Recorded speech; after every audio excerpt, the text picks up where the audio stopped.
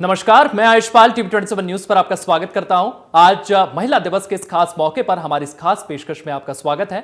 किसी ने क्या खूब कहा है, नारी ही समाज की शिल्पकार है। आज हम यहां अंतर्राष्ट्रीय महिला दिवस मनाने के लिए साथ आए हैं।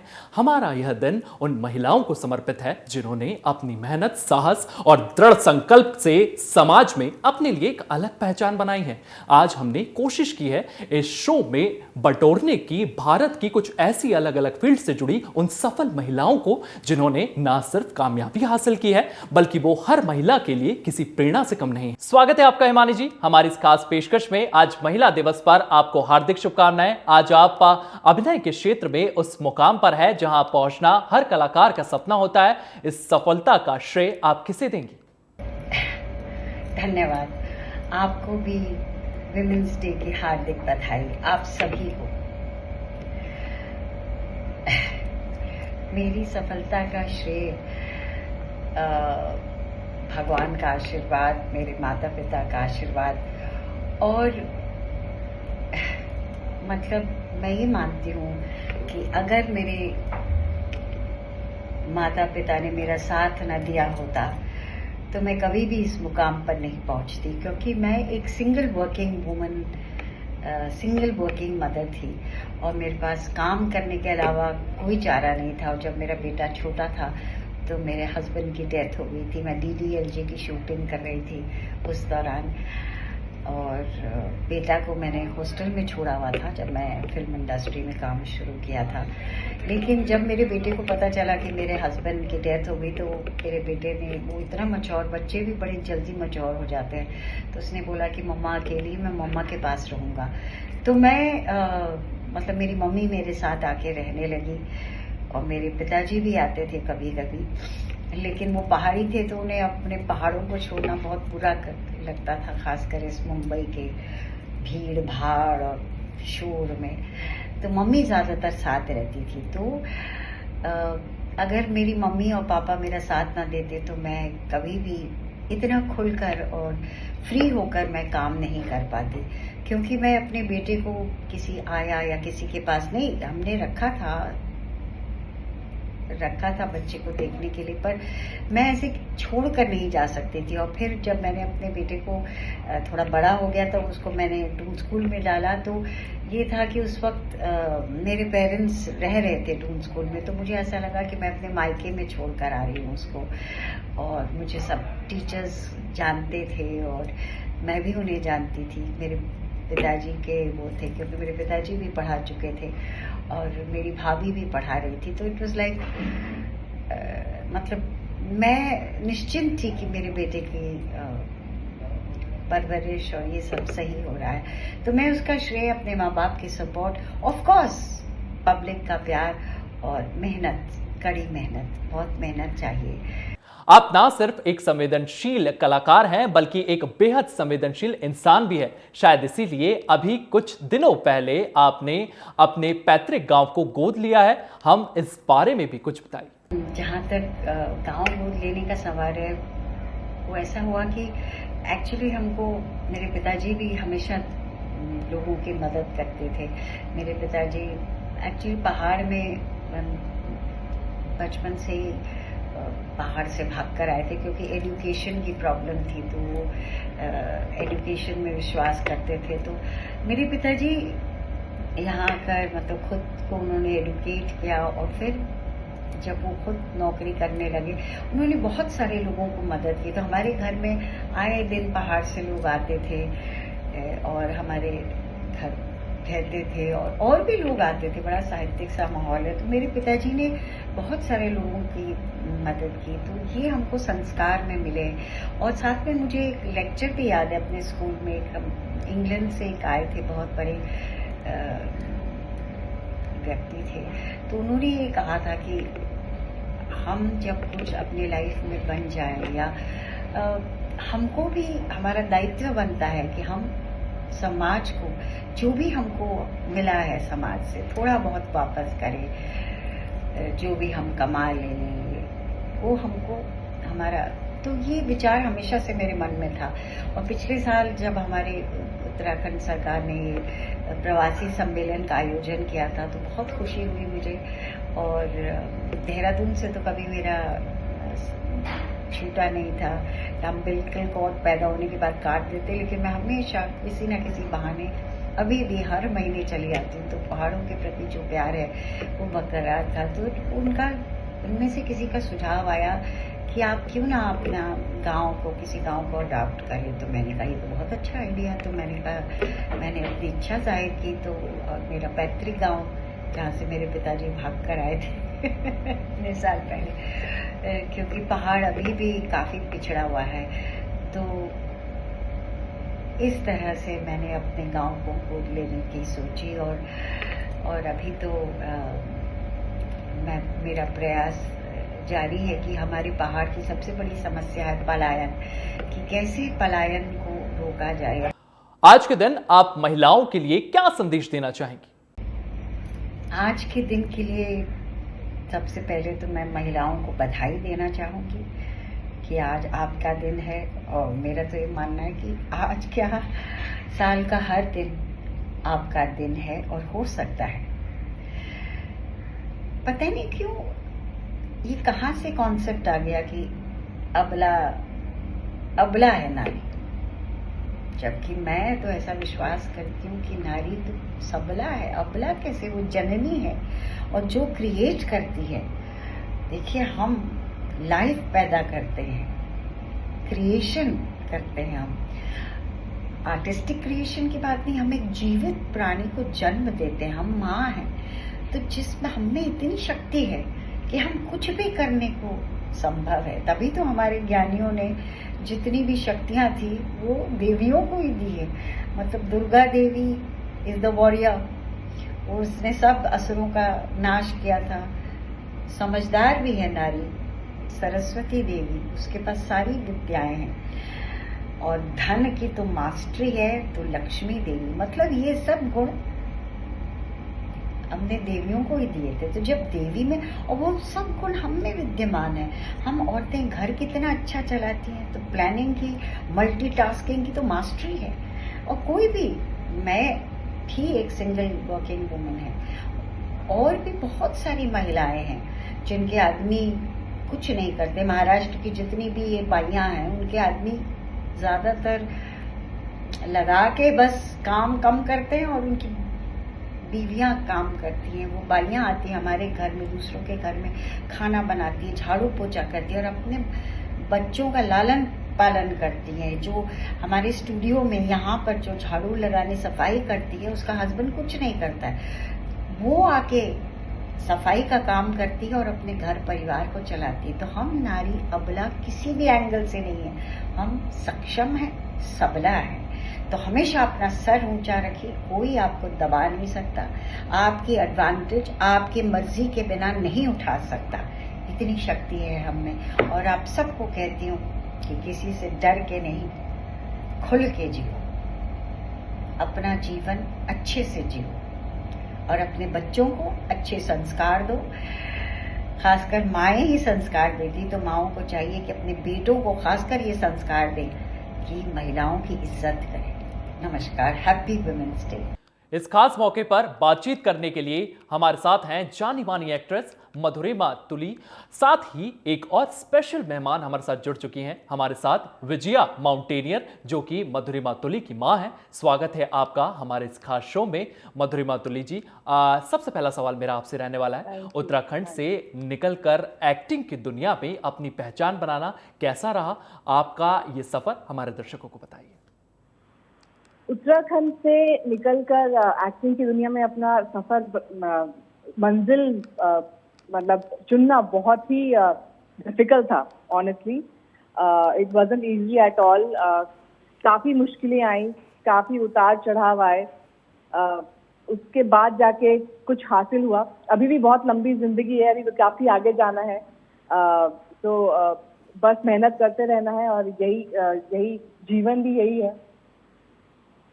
विजय जी, अब आप बताइए कि आपको पर्वतारोही के तौर पर जाना जाता है, आपने कई पर्वत चढ़े हैं, इसी के साथ साथ पर्वतारोही बनने पर आपको किस चीज ने प्रेरित किया कि आप पर्वतारोही बने? क्योंकि तमाम फील्ड्स होती हैं जिसको चुना जाता है, लेकिन इस फील्ड को आपने क्यों चुना? नमस्कार। मैं उस समय उत्तरकाशी में पढ़ती थी। स्पोर्ट्स में भी मैं चैंपियन थी और बहुत छोटी थी, मेरे साथ में कर्नल थे आर्मी के, जो उनकी बेटी थी। तो वो लोग माउंटेनियरिंग में जाते थे, इंस्टीट्यूट ऑफ माउंटेनियरिंग, उस समय वहाँ पर जब दूर के लोग आते थे तो मैं देखती थी ये जा रहे हैं। तो मैं मतलब मेरे को दिल में होता था मैं भी जाऊँ, लेकिन 8th क्लास में नहीं जा सकते थे। तो उसके बाद जब धीरे धीरे कॉलेज में मैं चैंपियन बनी, कॉलेज में पढ़ाई में भी अच्छी थी, सब भी अच्छी थी। तो सुंदरलाल बोगड़ा जी चिपको आंदोलन वाले हमारे घर में आए, तो हमारे घर में आते रहते थे और बोले बेटी तू जाएगी माउंटेनियरिंग में। मैंने उनसे कहा हाँ मामा जी मुझे तो जाना है, लेकिन कैसे जाऊँ, क्योंकि उस समय टीचर की फीस इतनी नहीं हो सकती थी कि वो हम लोग फीस दे सकते थे, पेड से इतनी नहीं होती थी। तो माँ पिताजी दोनों टीचर थे, तो ये समस्या भी थी कि परमिशन देंगे फिर फीस कहाँ से आएगी। फिर उन्होंने ही मेरे पेरेंट्स से परमिशन ली और कॉलेज से, जो मेरा कॉलेज था बिरला संगठन महाविद्यालय उत्तरकाशी, वहाँ के प्रिंसिपल से बात की। तो चैंपियन से उन्होंने मेरी फीस मेरे कॉलेज दे दी, मेरी फीस। और ये जो क्षेत्र जो चुना है, ये मैं सोचती हूँ कि विश्व का सर्वश्रेष्ठ क्षेत्र है स्पोर्ट्स में। आपकी कहानी जो है ये कई महिलाओं को इंस्पायर करने वाली कहानी है, उन्हें आगे बढ़ने की कहानी है, क्योंकि आपके समय कहीं ना कहीं महिलाओं को उतनी आज़ादी नहीं होती थी आजकल जितनी आज़ाद हमारे सामने महिलाएं। मधुरिमा जी, आप क्या कहना चाहेंगी महिलाओं के लिए, और किस तरीके से वे अपने जीवन को चुने, किस तरीके से वे अपने जीवन में आगे बढ़े? जैसे कि मेरी मम्मी ने कहा, उस टाइम पे जब लड़कियों को पढ़ने भी नहीं दिया जाता था, उस टाइम पे मम्मी ने माउंटेनियरिंग का कोर्स किया। क्यों किया, कैसे किया? क्योंकि उनके माँ बाप काफी फॉरवर्ड माइंड के थे। ये उनकी थिंकिंग बहुत आगे की थी कि मतलब अपने बेटा और बेटी को बराबर का हिस्सा बनाना है, बराबर की अपॉर्चुनिटीज देनी है। तो ये शुरुआत तो होती है माँ बाप से ही। अगर माँ बाप अपने बच्चों को, अपने लड़के को और अपनी लड़की दोनों को एक बराबर का हिस्सा दे, बराबर की अपॉर्चुनिटीज दे, वहां से इक्वालिटी भी शुरू होती है। और लड़कियों को भी आई थिंक कोशिश करनी चाहिए कि मतलब ज्यादा से ज्यादा कल्चरल एक्टिविटीज में भी हिस्सा लें। पढ़ाई तो जरूरी है ही, बट साथ ही साथ बचपन से ही, जैसे मेरी मदर ने मुझे डांसिंग में भी डाल दिया था, मुझे एडवेंचर कोर्स में भी कराया। तो कल्चरल एक्टिविटीज से क्या है कि आपको एक स्ट्रेंथ मिलती है, एक इनर स्ट्रेंथ मिलती है, एक डिसिप्लिन मिलता है लाइफ में, और उससे आप अपनी राह चुन सकते हैं। तो वो जब राह चुन लेते हो आप ना, एक वो पैशन मिल जाता है, तो अपने आप जिंदगी आपको लेके चलती चल जाती है। आपको फिर ज्यादा मेहनत तो करनी है, पर एक गाइडेंस मिलता चला जाता है कि हाँ मुझे यही राह चुननी है।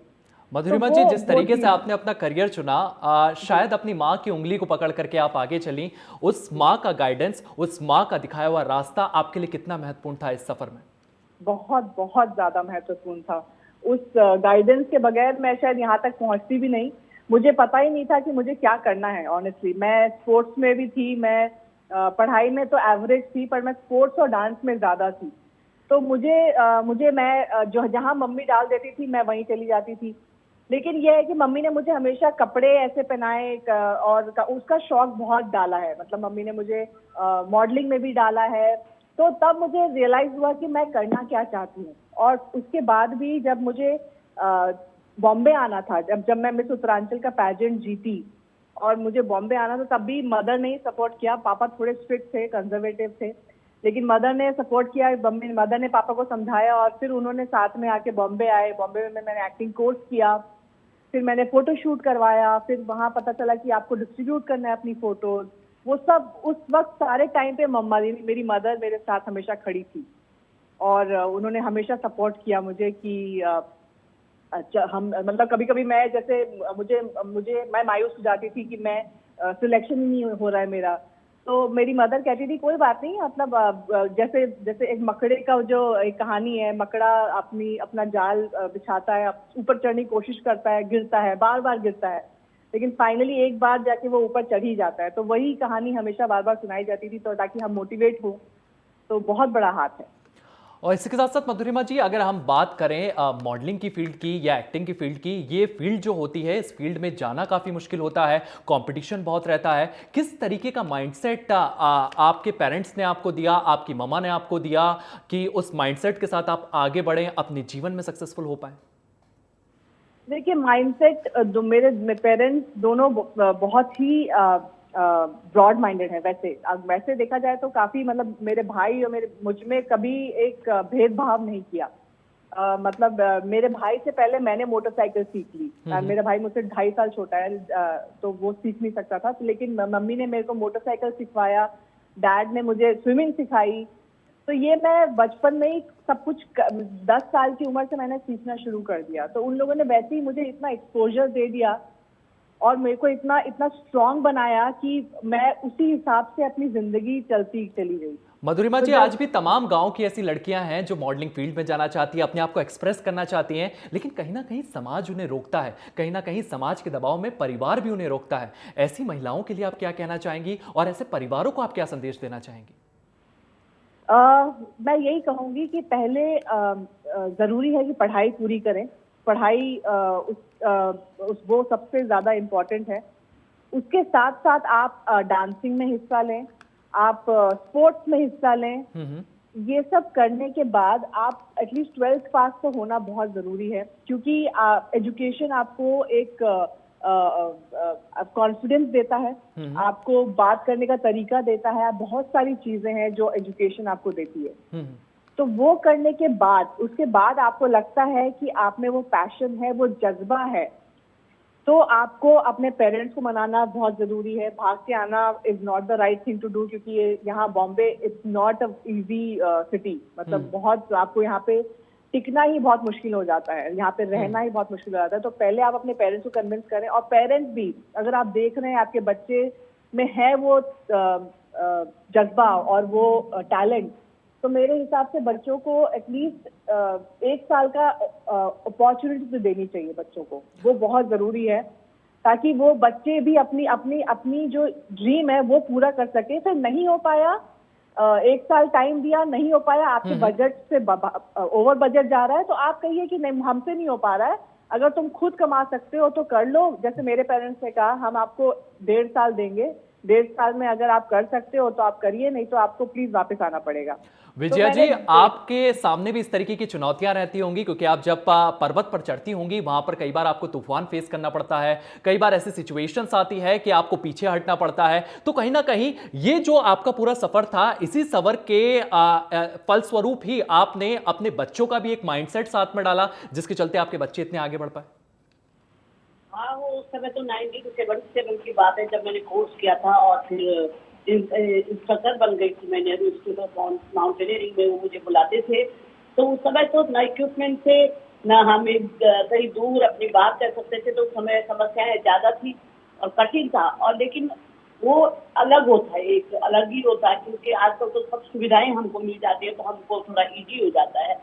तो एक बार तो बहुत ही लास्ट में उसमें फंसते थे, क्रेवास होता है, तो एक लड़की गिर गई थी, गुजरात की थी वो उस पर गिर गई थी। तो हमारे जो प्रिंसिपल थे, वाइस प्रिंसिपल भट्टाचार्य जी, उन्होंने आईसेक्ट बर्फ में से डुबा के हम सबको बचाया। तो ऐसी कई घटनाएं हुई कि मतलब हम लोग, और फिर सारी रात हम बर्फ में बैठे रहे, क्योंकि पूरा हमारा सामान इधर उधर हो गया था, तो पूरी रात बर्फ में बैठे रहे। जैसे भी एवलांच होते हैं तो बचाने आ जाते हैं, लेकिन हम तो पूरी रात बैठे रहे। दूसरे दिन ही किसी को आना था, जब खबर नीचे जाती कैंप में। तो इस तरह की तो हजारों घटनाएं हुई हैं, बहुत घटनाएं हमारे साथ कि हम चल रहे और सामने से एवलांच आ गया। कितनी घटनाएं, हम चल रहे और सामने से व्हाइट बालू जो होता है, व्हाइट बालू हमारे आगे से निकल गया। तो बहुत, लेकिन वही है ना कि ये जो बातें हैं, ये अंदर आदमी को साहस बढ़ाती हैं। और जहाँ तक है, मैंने मधुरिमा को बहुत पहले ही कोर्स करा लिया था, बेटे को भी मेरे बेसिक एडवांस सब कोर्स कराए हैं। और उत्तरकाशी और वहाँ तो मैंने बहुत गर्ल्स को साथ दे गई थी, मतलब अपने क्लासमेट को सबको उसके बाद मैंने कोर्स कराया। और माउंटेनियरिंग के लिए मैंने मतलब अपना बहुत बहुत समय दिया, बहुत, और बच्चों को कोर्स कराया। वहाँ फॉरेन के भी हमारे पास आते थे, बचेंद्री पाल, चंद्रपर वैद्यवाल, भी अनेक नाम मेरे साथ है, जिनका की घरों से नाम लिया जाता है।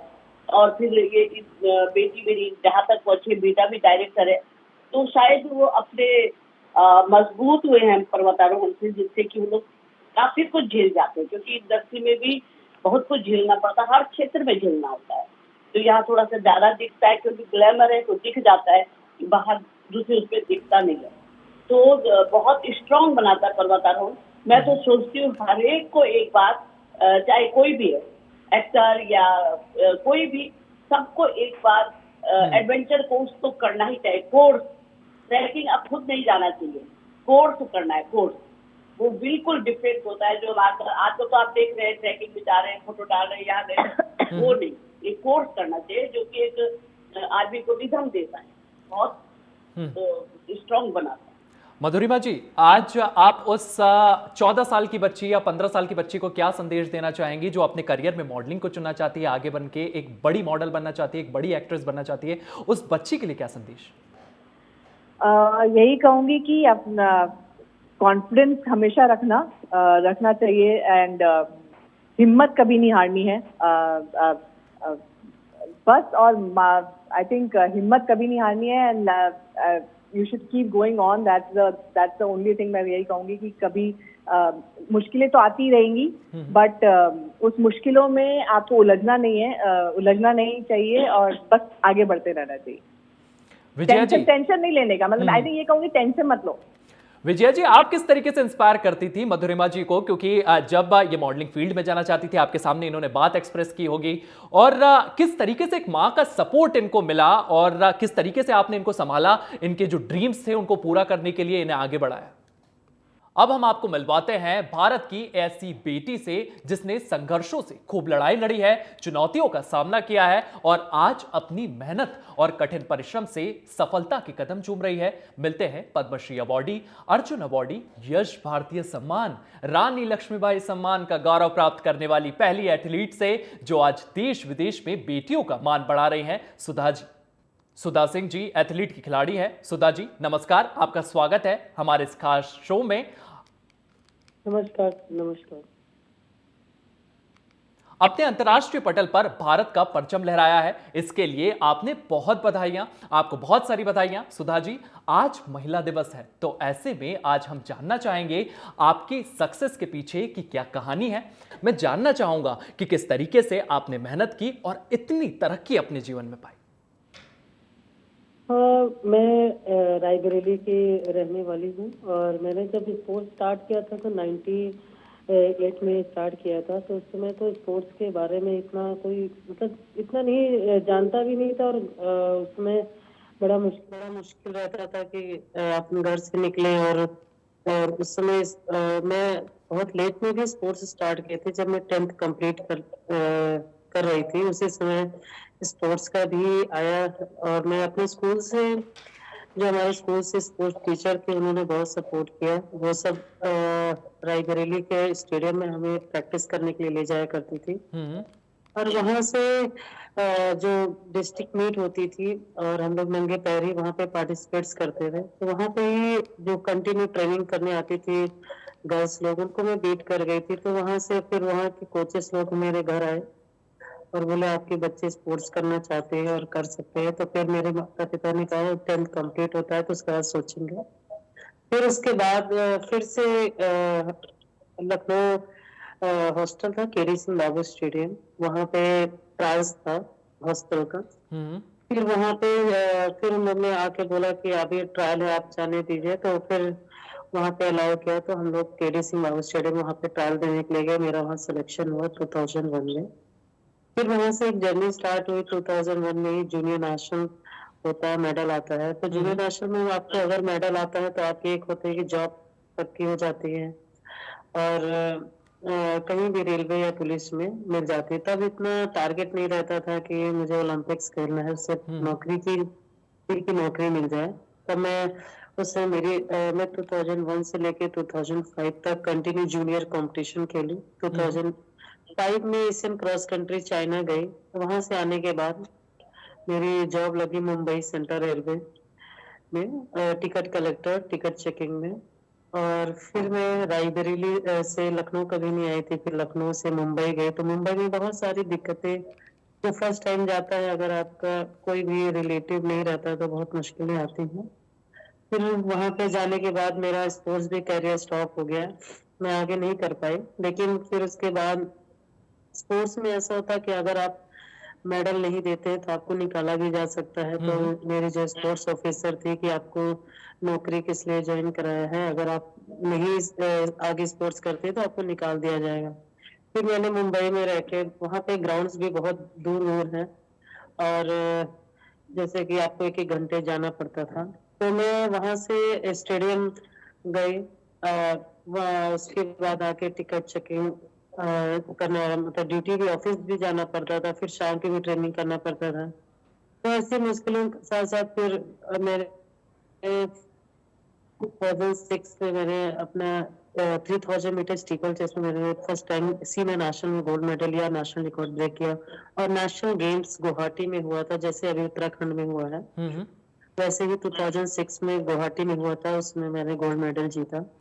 तो मैं 2006 से लेकर 22 तक कंटिन्यू अपने परफॉर्मेंस बरकरार रखे और नेशनल टीम में रहे।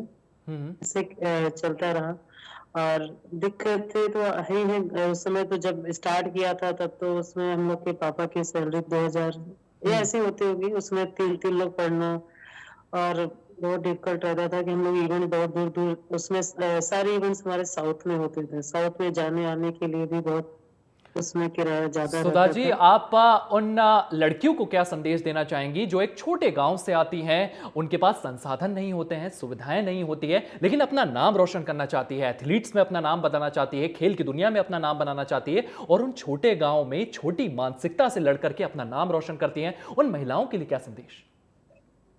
मैं सभी महिलाओं को जो भी स्पोर्ट्स कर रहे हैं, और मैं उनको यही बताऊं, मैं भी वहीं से ही निकल कर आज यहाँ तक पहुंची हूँ। पहले तो कुछ भी संसाधन नहीं थे, अभी तो आप एक मोबाइल है, अगर आपको कुछ भी नहीं पता है तो सब कुछ मोबाइल में ही आपको जानकारी आदि मिल जाती है। और संसाधन भी आजकल इतना टफ नहीं जितना पहले था। तो मुझे बस उनको यही बोलना है कि आप संसाधन पे ध्यान कम करके आप अपने एम पे ध्यान रखेंगे तो आप जरूर अपने एक गोल बनाइए जिससे हमें ये अचीव करना है, तो आप जरूर अचीव करेंगे। सुधा जी, क्योंकि आज अंतर्राष्ट्रीय महिला दिवस है, उन तमाम महिलाओं के लिए आप क्या संदेश देना चाहेंगी जो आने वाले समय में आपके जैसी एथलीट बनना चाहती है, पीवी सिंधु जैसी बैडमिंटन प्लेयर बनना चाहती है? उन महिलाओं के लिए क्या संदेश? मुझे उन सबको यही संदेश देना है कि आप कभी हिम्मत ना हारें। और रही बात स्पोर्ट्स में, तो हार जीत लगी रहती है। ये नहीं कि आज एक कंपटीशन में हार गए तो छोड़ो, अभी छोड़ देते हैं, तो छोड़ना नहीं है। अगर आपकी हार होगी तो आगे एक जीत का आपको जीत मिलनी है, लेकिन आप अपना एम टारगेट बना के अगर चलेंगे, मुझे आज नेशनल में या कल एशियन गेम्स से ओलंपिक्स में मेडल जीतना है, तो एम के साथ साथ डिसिप्लिन और आप एम बनाइए, आप जरूर अचीव करेंगे। जी सुधा जी, आपको अंतर्राष्ट्रीय महिला दिवस की हार्दिक हार्दिक बधाइयाँ, और आपने इतनी मोटिवेटिव बातें कही, इतनी इंस्पायरिंग बातें कही, उसके लिए आपका बहुत बहुत धन्यवाद मैम।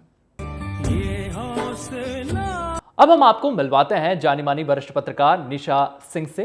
टीवी 27 न्यूज की तरफ से आपको अंतर्राष्ट्रीय महिला दिवस की हार्दिक शुभकामनाएं निशा जी।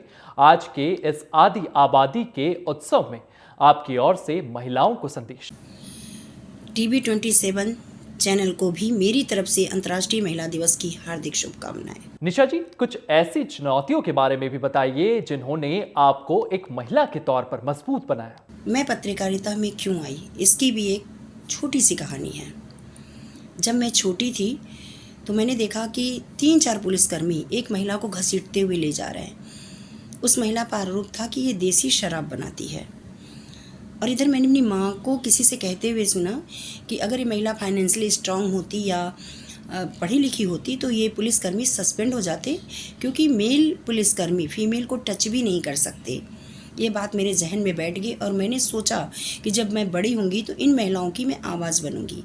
जब मैं बड़ी हुई, पढ़ने लिखने में ठीक थी, मेरे फादर को लगा कि आईएएस बनाऊं। हालांकि मैंने फादर के कहने पर आईएएस में अपेयर भी हुई, आईएएस के एग्ज़ाम में, लेकिन कहीं ना कहीं से जो बचपन की अमिट छाप थी वो धूमिल होने का नाम नहीं ले रहा था। और उस समय मैंने देखा कि पत्रकारों को लोग बहुत रिगार्ड देते थे, अधिकारी पत्रकारों की बहुत सुनते थे। तो मुझे लगता था कि एक पत्रकारिता ही मेरे लिए ठीक है, यही प्रोफेशन मेरे लिए बेहतर होगा और मैं किसी के लिए कुछ भी कर सकती हूँ, इसमें लिमिटेशन भी इतना नहीं है। मैंने पत्रकारिता चुनी। मुझे लगता है अगर महिला कुछ भी ठान ले तो वो कर सकती है, और हमारा इतिहास गवाह है, बचेंद्री पाल हैं, झांसी की रानी हैं, इस तरह अनगिनत महिलाएं हैं जिन्होंने जो ठाना और किया। आज के दिन महिलाओं को, खासकर जो पत्रकारिता से जुड़ना चाहती हैं, आप उन्हें क्या संदेश देना चाहेंगी? मेरे कैरियर की शुरुआत इलेक्ट्रॉनिक मीडिया से हुआ लेकिन मैंने पत्रकारिता को एक मिशन के तौर पर देखा और मेरे लिए इलेक्ट्रॉनिक और प्रिंट दोनों ही बराबर था। और इलेक्ट्रॉनिक चैनल में कुछ दिन काम करने के बाद मैंने एक प्रिंट मीडिया ज्वाइन कर लिया। लेकिन मैंने भी देखा वो एक बड़ा संस्थान था, मीडिया हाउस, और मैंने देखा वहाँ पर भी महिलाओं को बहुत कमतर समझा जाता था।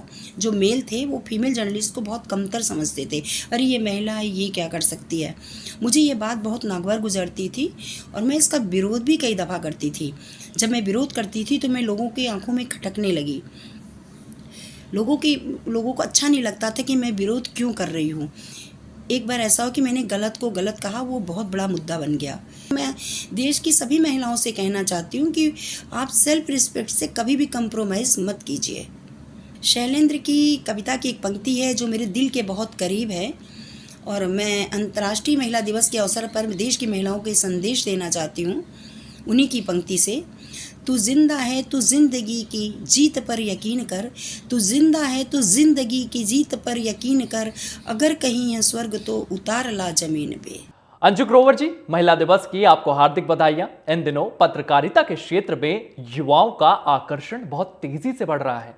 एक सवाल, पत्रकार होने के नाते आप उन युवा महिलाओं को क्या संदेश देना चाहेंगे? जी नमस्ते। महिला दिवस पर आपको भी मुबारक हो। आज का ये दिन बहुत महत्वपूर्ण है क्योंकि ये दिवस हमको ये रिमाइंड कराता है कि महिलाओं की अपनी एक जगह है। They deserve respect, they deserve to be treated as equal in the society. आज हम डिजिटल एरा में हैं और इस एरा में अपने चैलेंजेस हैं, जहाँ एक तरफ हमें एक्सपोजर काफ़ी मिल रहा है और जब हम दुनिया में कहीं भी किसी से भी बात कर सकते हैं और हमें ये पता लगता है कि पूरी दुनिया में क्या हो रहा है। जहाँ तक अपॉर्चुनिटीज़ की बात है, अपॉर्चुनिटीज़ तो बहुत हो गई हैं, जो कि कुछ साल पहले तक नहीं होती थी, कम होती थी। इसलिए वहाँ के चैलेंजेस अलग होते थे, लेकिन आज के चैलेंजेस बहुत बढ़ गए हैं। जहाँ तक पत्रकारिता का बात है, पत्रकारिता के बहुत सारे एवेन्यूज़ खुल गए हैं क्योंकि अब हमारे पास डिजिटल मीडिया हो गया है। ट्रेडिशनल मीडिया तो चल ही रहा है, इलेक्ट्रॉनिक ऑलरेडी है, तो अपॉर्चुनिटीज़ तो बहुत सारी है। मेरा ये कहने का मतलब है कि जो young girls, those who want to be in the media, उनको ज़्यादा पढ़ना है, चीज़ों को समझना है और फिर उसके बारे में लिखना है। बहरहाल, महिला दिवस की आपको शुभकामनाएं। संध्या दुबे, प्रिंसिपल, आज महिला दिवस के मौके पर आपको हार्दिक बधाइयां। आप शिक्षा के क्षेत्र में एक सफल मुकाम पर हैं, जो आज आप हमारी महिला युवा दर्शकों को सफलता के कुछ खास टिप्स दीजिए। पहले तो आप सभी को अंतर्राष्ट्रीय महिला दिवस की ढेरों शुभकामनाएं। आज महिलाएं घर से लेके बाहर, धरती से लेके आसमान तक अपना नाम कमा रही हैं। निसंदेह हमने ये सिद्ध कर दिया है कि हम हर क्षेत्र में अपनी बाजी मार सकते हैं। आज की हमारी जो युवा महिलाएं हैं, उनको इस कार्यक्रम के माध्यम से 5 आसान सी टिप्स देना चाहेंगे कि वो किस तरीके से अपना नाम असफलता की ऊंचाइयों पर पहुंच सके और स्मार्ट और समझदार दोनों ही बन सके। तो वो चलिए बिल्कुल शुरुआत करते हैं। ये 5 टिप्स ऐसे हैं जिन्हें फॉलो करके आप लाइफ में सफलता की ऊंचाइयों पर पहुंच सकते हैं। सबसे पहला तो है कि हमें सीखना जो है वो चालू रखना है। जी हाँ, निरंतरता जो रहती है सीखने, कहते हैं ना, एक मोबाइल में भी अपडेट आता है बार बार, और जब हम अपडेट रहते हैं तो हमें हर चीज़ की जानकारी। इसलिए आप उम्र के किसी भी पड़ाव पे हो, लेकिन अपने सीखने की चाह को हमें कभी भी कम नहीं करना है। अब हमारे साथ जुड़ चुकी हैं डॉक्टर श्वेता गर्ग। नमस्कार, स्वागत है आपका। आपको अंतर्राष्ट्रीय महिला दिवस की हार्दिक शुभकामनाएं। आप एक सफल महिला डॉक्टर हैं। आपने कई गंभीर केसेस के साथ डील किए हैं, लेकिन हर सक्सेस की एक कहानी होती है। आप आज महिला दिवस के मौके पर बताइए कि आप अपनी सक्सेस का श्रेय किसे देना चाहेंगी, साथ ही आने वाली नई पीढ़ी को आप क्या संदेश देना चाहेंगी? नमस्कार, आप सबको भी अंतर्राष्ट्रीय महिला दिवस की बहुत बहुत शुभकामनाएं। मैं आपके चैनल का आभार व्यक्त करना चाह रही हूँ जिन्होंने मुझे मौका दिया। जैसे कि आप मेरी सक्सेस की कहानी के बारे में पूछना चाह रहे थे, तो मैं आपको कहूँगी कि इसमें मेरे परिवार का बहुत बड़ा योगदान रहा। मेरे माता पिता ने हमें शिक्षा का महत्व बताया, कुछ शिक्षा प्रदान करी, जिसकी वजह से आज जो भी कुछ है हम आपके सामने हैं। मैं उन्हें यही मैसेज देना चाहूँगी कि टाइम इज़ वेरी इम्पॉर्टेंट। वो टाइम अपना वेस्ट ना करें, अपने लाइफ में गोल सेट करें और जिसके लिए एक कंस्ट्रक्टिव अप्रोच अपनाएं, जो कि हम जरूर पूरे होंगे। छोटी छोटी बातों पे हताश ना हो। डॉक्टर कैप्टन अंजलि मेहता, स्वागत है आपका हमारे इस खास शो में। आपको भी अंतर्राष्ट्रीय महिला दिवस की हार्दिक बधाइयां। कैप्टन अंजलि, हमें गर्व होता है आप जैसी महिलाओं से मिलकर। आज आप हमें बताइए, भारतीय सेना में एक डॉक्टर के हैसियत से काम करने का आपका अनुभव कैसा रहा? नमस्ते, thank you so much for inviting me to your channel. So मैं आर्मी डॉक्टर रही and the experience was beautiful. Army में आपका प्रोफेशनल डेवलपमेंट तो होता ही है, उसके साथ साथ शारीरिक डेवलपमेंट पे भी बहुत एम्फोसिस है। तो बहुत होलिस्टिक सी लाइफ होती है और कैंटोनमेंट्स बहुत सुंदर होते हैं। So it was a lovely experience. The other thing is कि लोग बहुत ओबीडियंट होते हैं, जो भी आप कह रहे हैं वो मानते हैं, आपको क्वेश्चन नहीं करते हैं। जैसे कि किसी लड़ाई में आप बोलेंगे कि आक्रमण करो, तो लोग अपने बिना सोचे समझे अपनी जान को भी न्यौछावर करने के लिए तैयार होंगे। आज की युवा लड़कियों को आप क्या मार्गदर्शन देना चाहेंगी अगर वो भी आपकी तरह भारतीय सेना को ज्वाइन करना चाहें? मैं क्या कहना चाहूँगी युवा युवतियों के लिए आर्मी ज्वाइन करने के लिए, स्पेशली गर्ल्स के लिए? मैं कहूँगी बहुत अच्छी जगह है, अच्छा व्यवसाय है, क्योंकि आपका ओवरऑल होलिस्टिक डेवलपमेंट होगा, माइंड का, बॉडी का, प्रोफेशन का।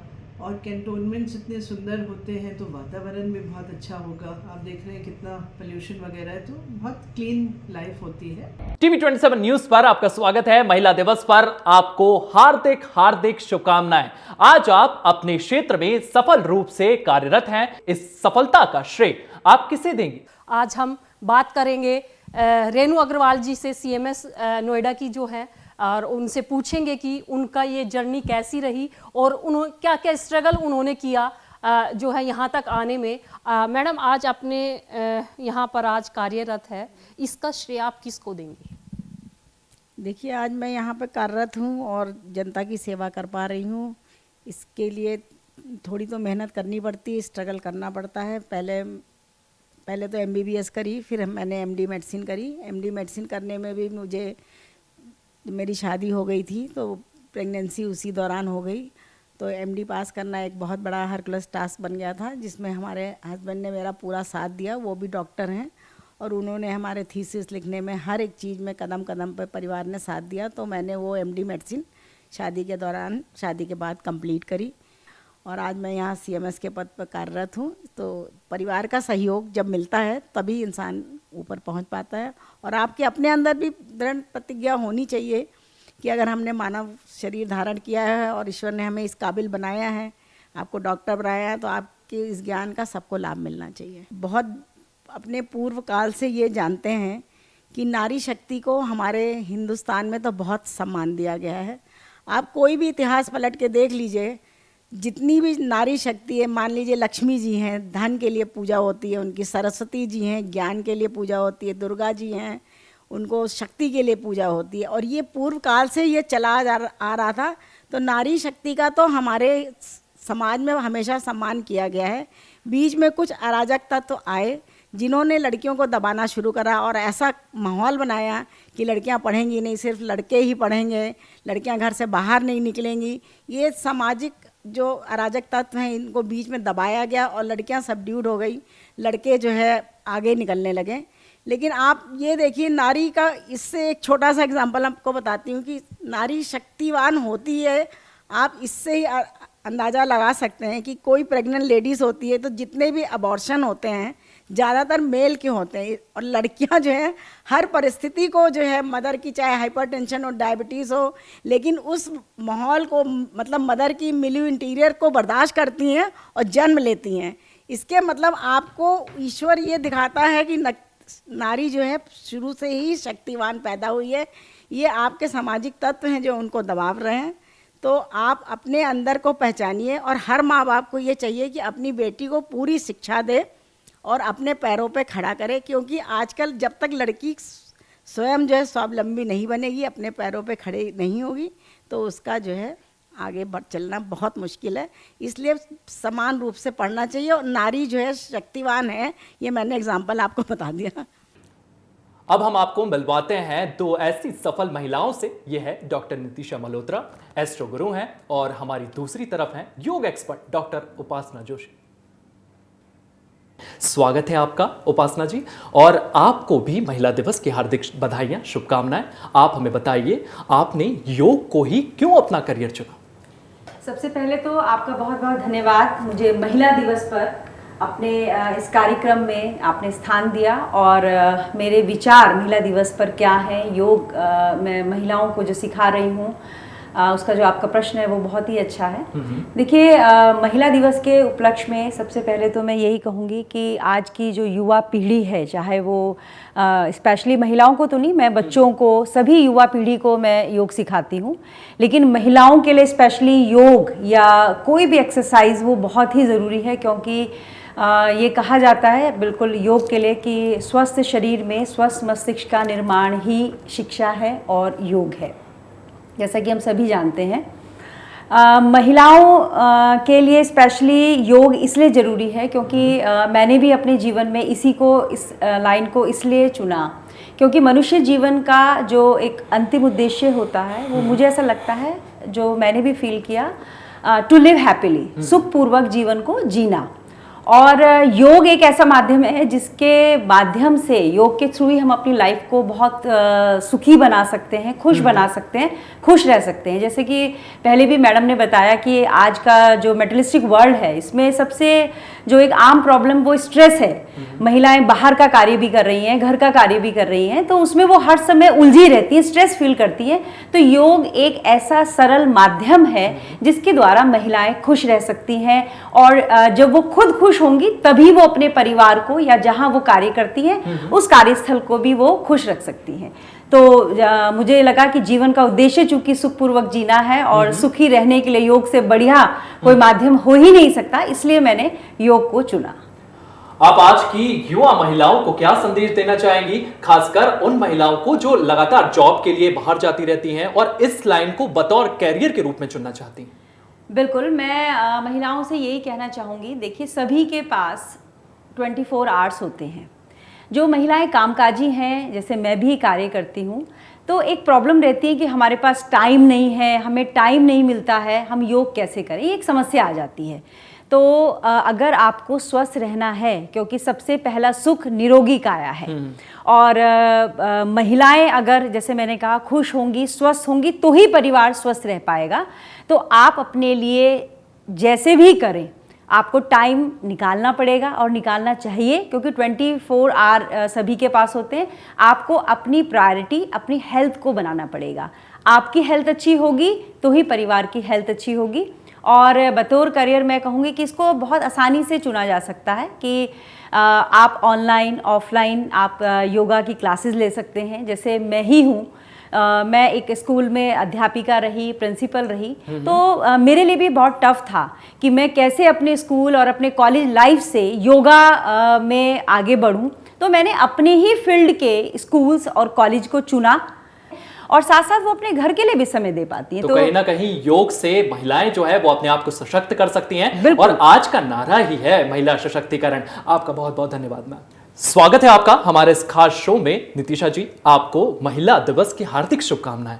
आप जानी मानी और सफल ज्योतिषाचार्य हैं, सितारों और ग्रहों की दुनिया की आपको तमाम जानकारियां हैं। आपको इसकी प्रेरणा कहां से मिली, अपने इस लाइन को क्यों चुना? जी, सभी को राधे राधे और सभी को जय मां पीताम्बरा, और महिला दिवस की आप सभी दर्शकों को बहुत सारी शुभकामनाएं। तो सबसे पहले इस फील्ड में आना बहुत मुश्किल भरी कहानी है, क्योंकि महिलाओं को इस फील्ड में देखा जाना बहुत कम था उस समय, और जब मैंने सीखना शुरू किया तो मेरे लिए भी बहुत मुश्किलें आई, क्योंकि जहाँ से मैंने पढ़ाई की अखिल भारतीय BHU से, वहाँ पर पहुँचना, वहाँ पे रहना, शिक्षा को ग्रहण करना बहुत मुश्किलें रहीं। और दूसरा, मैं जन्म से एक पंजाबी फैमिली से बिलोंग करती हूँ, तो पंजाबी फैमिली से होते हुए इस फील्ड में आना बहुत मुश्किलें थी, क्योंकि देखा ही ऐसा जाता है कि जो ब्राह्मण हैं, जो पुरोहित हैं, उनकी फैमिली में इस अध्ययन को करवाया जाता है और किसी फैमिली में इस अध्ययन को बहुत ज़्यादा नहीं करवाया जाता। और वैदिक ज्योतिष में मेरा डबल PhD होना ये बहुत मुश्किलों से भरा था, लेकिन वो कहते हैं ना कि शायद मेरे पिछले जन्म के जो कार्मिक वो थे कि मुझे वहाँ तक खींच के ले गए, एक अंदर से आवाज़ आती थी कि ये नहीं किया तो कुछ नहीं किया। और जो महिला सशक्तिकरण की बात हो रही है वो तो अब हो रही है, जहाँ पर कुछ एक युग पहले देखा गया कि महिलाओं के साथ बहुत बुरा हुआ, उन्हें दबाया गया, शिक्षा के लिए बाहर नहीं आने दिया, उन्हें घूंघट में रखा गया, इनफैक्ट भ्रूण हत्या, कन्या भ्रूण हत्या की गई। तब महिला सशक्तिकरण की बात हो रही है। और सशक्तिकरण क्या है, चाहे वो राजनीति है, चाहे वो शिक्षा है, चाहे वो किसी भी फील्ड में वो आगे बढ़े, तो सशक्तिकरण यही है। और आज हम अपने दिल्ली की CM से भी ये सीख रहे हैं कि सशक्तिकरण के लिए तो सरकार भी इस समय लगी हुई है। जी मैम, हमारी युवा महिलाओं से आप क्या कहना चाहेंगी, किस तरीके से वे अपने आप को आगे बढ़ाएं, किस तरीके से वे अपना जीवन चुनें? जी, तो मैं सबसे पहले यही कहना चाहूँगी कि हमें एक चीज़ सिखाई गई है हमारे इतिहास में कि सीता जी ने स्वयंवर से श्री राम जी को पाया। वो धनुष जो बचपन में वो उठा लेती थी, वो वहाँ के राजा जो युवराज आ रहे थे वो भी नहीं उठा पा रहे थे, जो प्रभु राम जी ने आके उठाया। तो स्त्रियों को बहुत जल्दी इमोशनली, क्योंकि वो चंद्र से बनी है और वो बहुत ज्यादा इमोशनल हो जाती है, तो डिसीजन कई बार गलत भी हो जाते हैं। तो प्लीज आप डिसीजन बहुत सही समझ के लें। आपकी इंट्यूशन पावर्स बहुत अच्छी हैं, आप चंद्रमा से बनी हुई हैं, और बहुत जल्दी प्यार में इन सब चक्रों में मत पड़े। और अगर आप एक अच्छे पुरुष को अपने जीवन में लाती है ना, तो आपकी संतान भी अच्छी होती है, आपका करियर भी अच्छा होता है, और आप दोनों मिलके एक अच्छे समाज की रचना करते हैं, एक अच्छे परिवार की रचना करते हैं। तो जो भी डिसीजन ले बहुत जल्दबाजी में ना ले। तभी लड़कियों के लिए एक आयु निर्धारित की गई सरकार के द्वारा भी, इसीलिए कि आप सोच समझ कर आगे बढ़ो। तो शिक्षा पूरी तरह ग्रहण करें, सोच समझ कर डिसीजन लें, और सिर्फ अपने बारे में नहीं सोचे, अपने परिवार के बारे में, समाज के बारे में अगर आप सोचोगे तो आप बहुत कामयाब होंगी। हर स्त्री, हर लड़की आने वाली कामयाब होगी। जी नितिशा जी, इस खूबसूरत तरीके से आपने महिला सशक्तिकरण को समझाया, इसके लिए आपका बहुत बहुत धन्यवाद मैम। जी धन्यवाद, थैंक यू। हमारे साथ हैं अंबिका श्याम सुंदर, जो कि एक पेरेंटिंग कोच हैं। अंबिका जी, आपका बहुत स्वागत है, साथ ही ढेरों शुभकामनाएं महिला दिवस के लिए। आप अपने वर्क फील्ड के बारे में हमारे दर्शकों के लिए कुछ बताइए। to this Women's Day special show. हाँ, मैं अंबिका श्याम सुंदर हूँ। आप जैसे बताए हैं, मैं होलिस्टिक पेरेंटिंग कोच हूँ और किड्स प्रोडक्टिविटी कोच भी हूँ। तो मैं ऐसे पेरेंट्स और उनको बच्चों जैसे टीन्स और ट्वीन्स को बताते हैं, उनको मैं हेल्प करती हूँ उनके हेल्थ कंडीशंस में। जैसे वो माँ बाप पेरेंट्स उन बच्चों के साथ या बच्चों पेरेंट्स के साथ कैसे बात करना है और कैसे प्रोडक्टिविटी से रहना है, तो इसी बारे में मैं हर पेरेंट्स और उन बच्चों के साथ बात करती हूँ। आज की भागदौड़ से भरी जिंदगी में महिला घर और बाहर दोनों संभाल रही हैं। ऐसे में वो एक मानसिक दबाव में रहना शुरू कर देती हैं। इससे बचने के लिए क्या कुछ करना चाहिए मैम? हाँ, ये तो बढ़िया क्वेश्चन है। वर्किंग वुमेन कैसे दोनों संभाल सकते हैं? आज की वर्किंग वुमेन घर और ऑफिस दोनों का बैलेंसिंग एक्ट कर रही है, लेकिन कहीं ना कहीं ये बैलेंस बिगड़ भी रही है। और जब बैलेंस बिगड़ता है तो क्या होता है? स्ट्रेस, टेंशन और धीरे धीरे हेल्थ प्रॉब्लम। कभी भी सोचा है कि मैं कहाँ हूँ? मुझे काम के बीच में भी थोड़ा एंजॉय करना चाहिए। कोई छोटी सी नथिंग डूइंग एक्टिविटी ऐड करो, एक गाना सुनो, आंखें बंद करके रिलैक्स करो, या बस 1 मिनट के लिए बिना किसी रीजन से मुस्कुराओ। जिंदगी को भी जीने से सीख लो लेडी, अपने आप को भी टाइम दे दो। तो दूसरा सोल्यूशन, शैडो टाइम। ये शैडो टाइम क्या होता है? खुद को जानना जरूरी होता है। हम अक्सर सुनते हैं मुझे मेरा टाइम चाहिए, लेकिन मेरा टाइम का मतलब क्या है? सिर्फ स्पा जाना या शॉपिंग नहीं, शॉपिंग है, ऐसे कुछ नहीं है। मेरा टाइम का मतलब खुद का साथ रिफ्लेक्शन टाइम है। मैं इसे शैडो टाइम बोलती हूँ, जिसमें हमें अपने दिन को रिवाइंड करें और समझे कहाँ मेरा एनर्जी खर्च होता है, कहाँ अननेसेसरी टेंशन दी जाती है, कहाँ एंजॉय किया। फॉर एग्जाम्पल, अगर एक बोरिंग मीटिंग है और वो बहुत बोर लग रहा है कि वक्त वेस्ट हो जा रहा है, तो आप क्या कर सकते हैं? जरा एंजॉय करेंगे। एक गाने से बताती हूँ।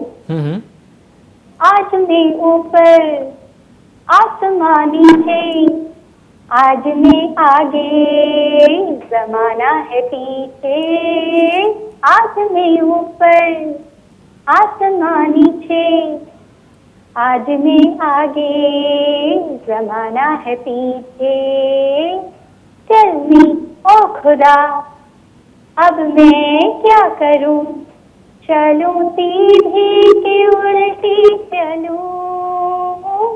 ऐसे सीधे क्या उल्टी से एंजॉय करना चाहिए, माइंडफुली एंजॉय करना सीखें। एक फन चैलेंज बनाओ। लेट्स सी, इस मीटिंग में मुझे एक भी इंटरेस्टिंग बात सुनाई या नहीं देती है। दिन में सिर्फ 30 मिनट अपने लिए निकालना, सुबह एक बार ब्रश करने के बाद और रात को बेड पे सोने से पहले, ऐसे निकालने में हमारा वो शैडो टाइम बनता है। तो तीसरा point, positive versus negative consequences. क्या होगा अगर हम बदलाव लाएं? शैडो टाइम अगर लाए तो क्या होगा? हाई एनर्जी लेवल बढ़ेगा, बेटर प्रोडक्टिविटी होगी, स्ट्रेस कम होगा, दोनों आपके लिए, वर्किंग लेडीज, और आपके बच्चों के लिए भी, आपके फैमिली के लिए भी, आपका वर्क के लिए भी। हेयर फॉल या स्किन इश्यूज, ऐसे सब आप बचेंगे उससे। हमारा गुड हेल्थ लाइफस्टाइल, उससे स्ट्रॉन्ग इम्यूनिटी बढ़ेगा, इमोशनल स्टेबिलिटी बढ़ेगी, तो बेटर रिलेशनशिप जैसे कि बच्चों या स्पाउस के साथ होगी। अपने काम का मजा आएगा, सिर्फ प्रेशर नहीं होगा, हैप्पी माइंड होगा और मोर कॉन्फिडेंस और मोटिवेशन भी बढ़ेगा। अगर शैडो टाइम नहीं हुआ तो स्ट्रेस बढ़कर एंजाइटी और डिप्रेशन तक जा सकते हैं। स्किन एलर्जीज, हेयर फॉल या हार्मोनल इम्बैलेंस हो सकता है, बीपी या डायबिटीज, जिससे डिसीजेस अर्ली एज में स्टार्ट हो सकता है।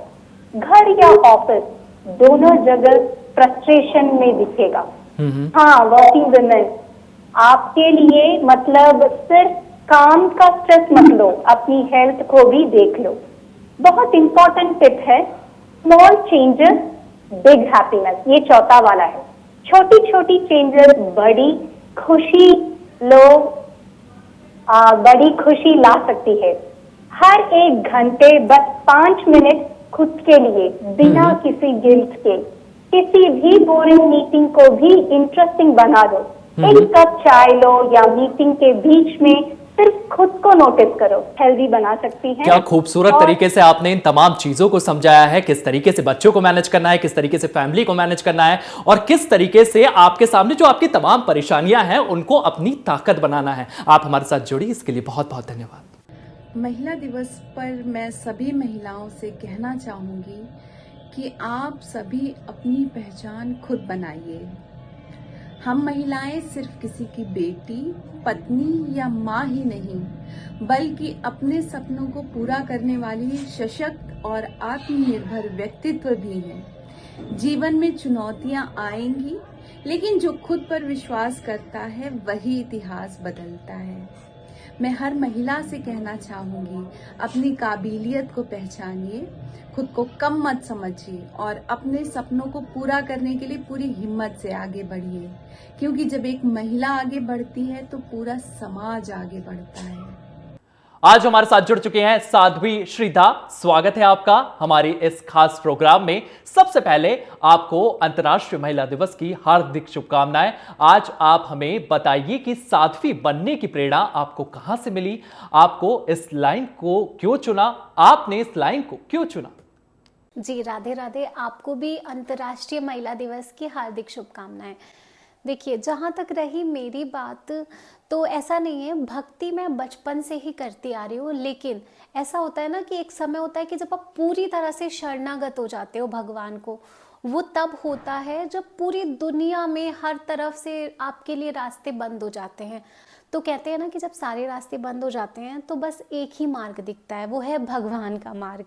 और जब आप उसमें चलते हैं, आप भगवान की तरफ आगे बढ़ते हैं, तो आपको कुछ ऐसी अनुभूतियाँ होती हैं जो शायद इस संसार से परे होती हैं, है ना, सच्चाई के साथ अच्छे मार्ग में चल के। तो ये वही लोग हैं जो आज आपको ताने सुना रहे हैं, बातें सुना रहे हैं, वो कल आपके लिए तालियां बजाएंगे। और हाँ, अंत में बस इतना कहना चाहती हूँ कि संघर्ष जीवन में बहुत तरह के आते हैं, लेकिन वहाँ पर जो अडिग होकर उन संघर्षों से लड़ते हैं ना, वही एक दिन अपना नाम बनाते हैं। राधे राधे।